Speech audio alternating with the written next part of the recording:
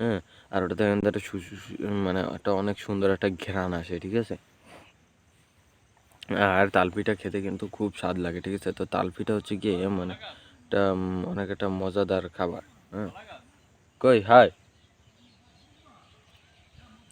তো তালপিঠা কিন্তু একটা অনেক একটা সুস্বাদু খাবার, ঠিক আছে। মানে এই তালপিঠা আপনার বানানোর জন্য কিন্তু হ্যাঁ, মানে এই তালপিঠা বানানোর জন্য আপনার কিন্তু অনেক কষ্ট করা লাগে না, ঠিক আছে। কয় ঘন্টা হচ্ছে তোমার? আহ, ও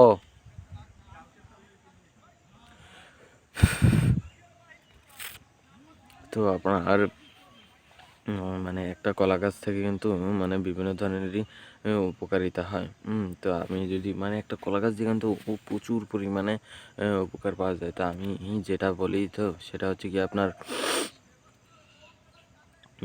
মানে এই যে কলা গাছটা থেকে ঠিক ঠিক আছে, কলা গাছটার যে পাতাটা এটা থেকে কিন্তু আপনার এটার যে আপনার এই পাতাটা এটার মানে যে তালপিঠা যে বানানো হয় এটা হচ্ছে গিয়ে পাতাটার একটা উপকার মানে কাজে ব্যবহার হয়।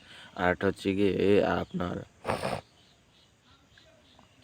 আপনার এইটার যে মানে আম, এটার যে পাতাটা ঠিক আছে, এটার পাতাটা কিন্তু শুকিয়ে যায়, যেমন দেখতে পাচ্ছেন গাছের গায়ে কিন্তু এই পাতাগুলো শুকিয়ে শুকিয়ে রয়েছে। আবার ওই যে পিছনে ওই যে আঙুলের মাথায় দেখাচ্ছে ওখানে একটা পাতা শুকিয়ে রয়েছে।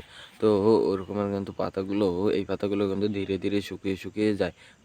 তো সেই পাতাগুলো থেকেই কিন্তু আপনার পাতাটা দিয়ে যখন এই যে ধান কাটা হয়, যেমন এই এখন কিন্তু ধান কাটা হচ্ছে কোলায়। তো কুয়াশার কারণে মানুষজনদের দেখাচ্ছে না, তো ঠিক আছে। আর সকাল বাজে এখন অনেক 8টা। তো এখনও মানে আমাদের বরিশাল অঞ্চলে এটাকে বলে কোলা, আবার কোনো কোনো অঞ্চলে বলে ফসল ক্ষেত কিংবা ফসল মাঠে কিংবা মাঠ।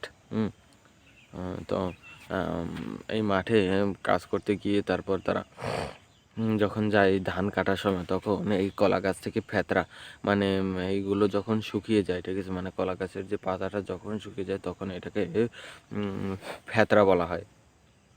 এই জিনিসটাকে ফ্যাতরা বলা হয়।